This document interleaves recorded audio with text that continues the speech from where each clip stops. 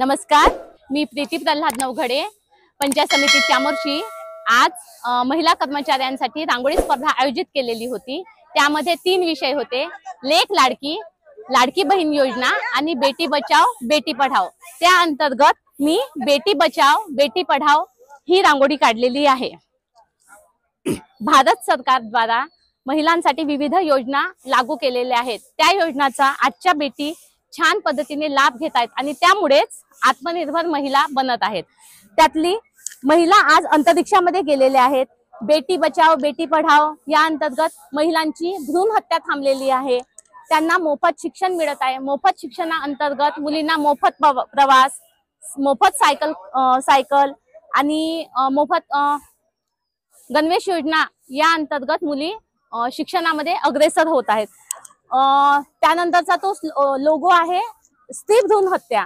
त्यामध्ये महिलांना भ्रूण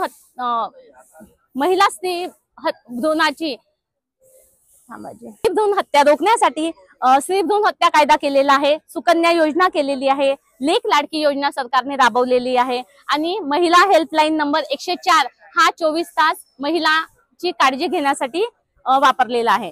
त्यानंतर आजची महिला आजच्या भारताचा भविष्य आहे। ही महिला प्रत्येक क्षेत्रामध्ये अग्रेसर आहे आणि ती आपल्या नावाची छाप उमटवत आहे। आजची महिला जसं आकाशात भरारी घेत आहे तशीच ती जमिनीच्या आत पाण्यामध्येही तिने आपले अस्तित्व निर्माण केलेले आहे। हे सगळं झालंय ते केवळ महाराष्ट्र सरकार आणि भारत सरकारच्या विविध योजनांमुळे। ह्या योजनांचा लाभ महिला चांगल्या पद्धतीने घेत आहेत आणि त्याचमुळे त्या विकसित भारताचा एक महत्त्वपूर्ण भाग बनलेले आहेत। महिला आहेतच गुणी, आम्ही सगळ्या महिला गुणीच आहोत। प्रत्येक क्षेत्रामध्ये अग्रेसर आहोत। सगळ्या क्षेत्रामध्ये त्यांनी छाप उमटवलेली आहे। आता आम्हाला गरज आहे ती सन्मानाची। मुली आहेतच सर्व गुणी, त्यांना हवी फक्त सन्मानाची हमी। तुमच्या कार्यक्षेत्रातील महिलांचा सन्मान करा आणि त्यांना पुढे वाढण्यासाठी प्रोत्साहित करा। धन्यवाद।